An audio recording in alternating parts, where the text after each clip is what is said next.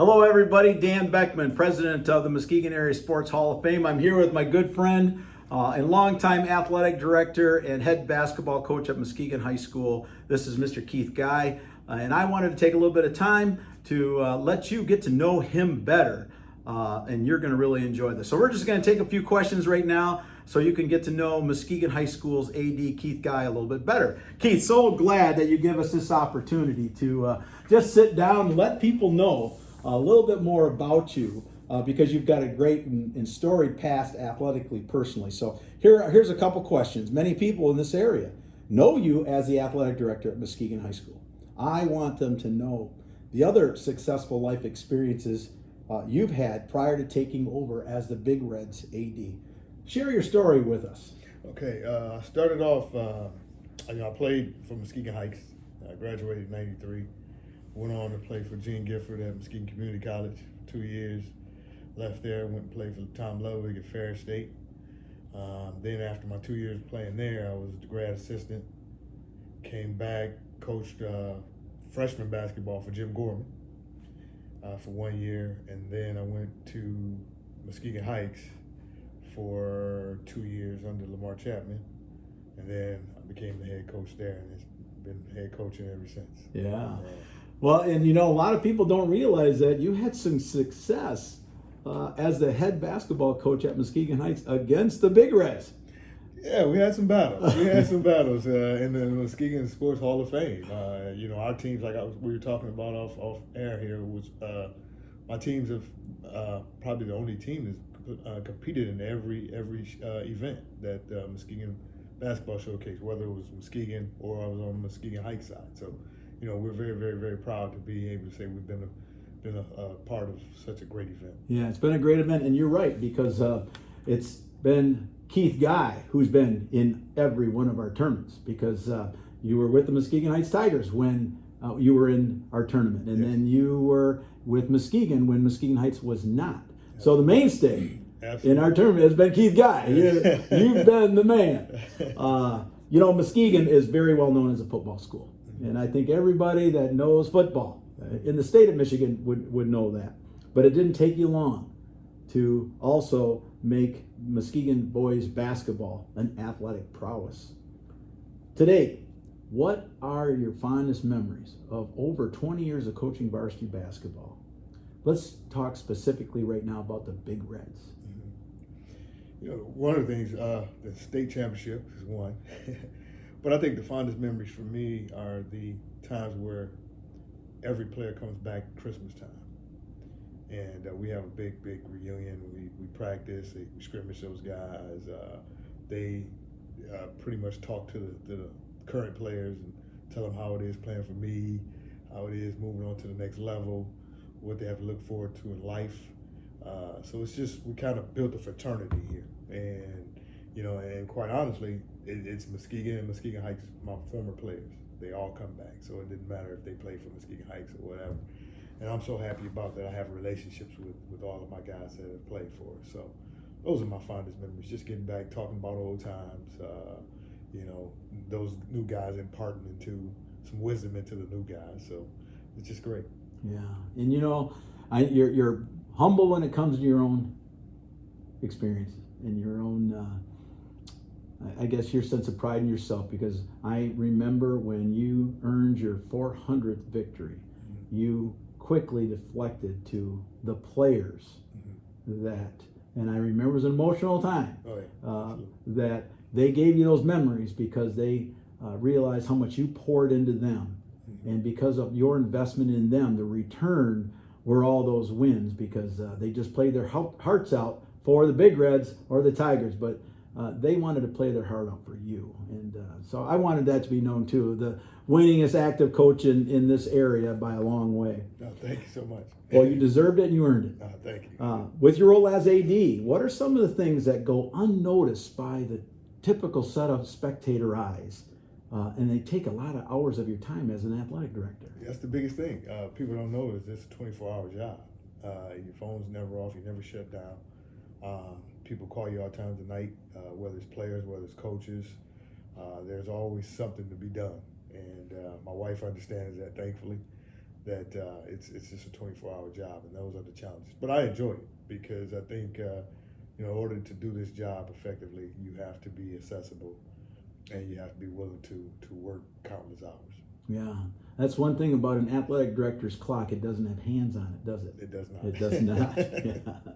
You know, there's always challenges facing public school administrators. When you think about the challenges right now that an athletic director's facing, what's on the front burner of your plate with respect to the challenges of being an athletic director? You know, what's the most ADs might agree with this, but my challenges are finding coaches that want to coach the so-called minor sports.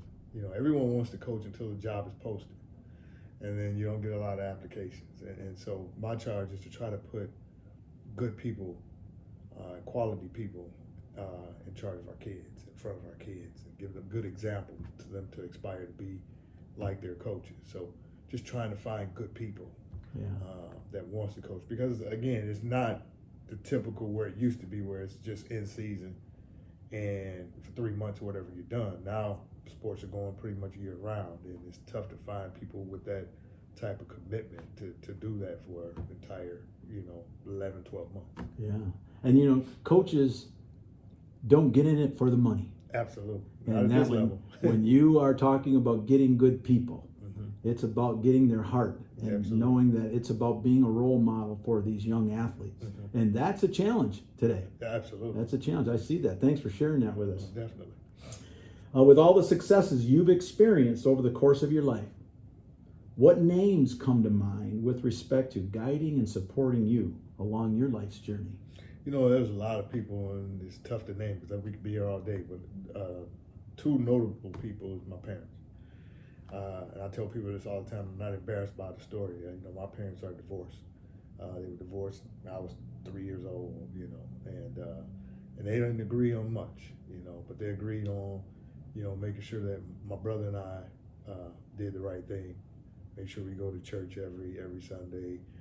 My dad's a pastor. My mom grew up in the church, and so they didn't agree on much, but the foundation of raising us, they could agree on. And they made sure that they put the work ethic in me. They made sure I treat people right. They kept me humble, and it's just, I couldn't ask for better parents. If there was a Hall of Fame for mothers and fathers, my mom and my dad would be in the Hall of Fame. Mm-hmm. They've been so much to me, and they everything that I have, I owe to them. And then my wife, she allows me to do this. She allows me to bring kids to the house, and she takes on this job just like I do. My kids, the same thing. My children, my 3 children, they allow me to do it, and sometimes it was because I had to miss some of their events for other people's children, and they understood that. If I could do it all over again, probably do some different things, but they're happy with how things turned out. But the sacrifices they made, they're, to me, the real MVP of everything that we've done, because they were so understanding. My family was so understanding of what I was trying to accomplish, and they took on this thing as well.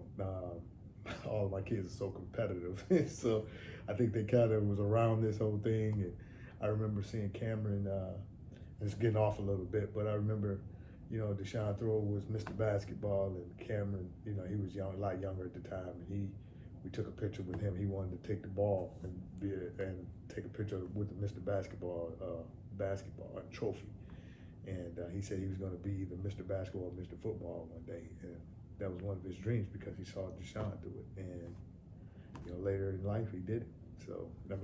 So I can go on with names, but it's pretty much what a testament, though, to share that with your family, as your parents, because when you think about it, those were your first role models. Absolutely. They're the ones that you look to, and when you think about being in a foxhole with people, it's usually your family that's got your back. Absolutely. And so thanks for sharing that. That's really neat. Oh, absolutely. I love that story because that's just who I am, and again, they're in my Hall of Fame. Yeah, that's a good Hall of Fame to be in.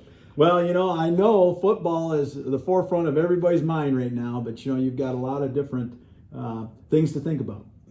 But I also know in the back recesses of your mind, you're still a basketball coach. Absolutely. And that's something that you take great pride in. And there's probably a couple games that are circled on that calendar for your upcoming season. Who you got on the schedule that your kids are really looking forward to playing? You know, we have a tough schedule, conference and non-conference. And I have to be honest with you, this is not just coach's talk. Every game on that schedule is circled for us because we understand that we get everybody's best. And so there's not a night off where we can afford to disrespect anyone and look ahead to someone else. So we always respect our opponents. Whoever's in front of us that night, that's who we're going to play. And so we're going to prepare for them like we prepare for the state championship. So everyone on that schedule is circled. Yeah, that's a good answer because you are right. Yeah. People are going to get fired up to play against the Big Reds, and they will get they'll get their best effort. Absolutely. And that's something you face every game, Absolutely. every year. Yeah. Well, I've had this wonderful time to just hear you speak to others because I do know quite a bit about your background. But boy, it was nice to hear you speak about your parents. What a tribute, and your family as well, and help them to know that they are understanding in what you have to do as the athletic director. You've done a great job for Muskegon, and you've made them proud and made Muskegon County proud. So have a great year, Keith, and keep up all the great work you do for kids and the role model you've been for them. Thanks so much, Dan. You're welcome. Thanks for having me.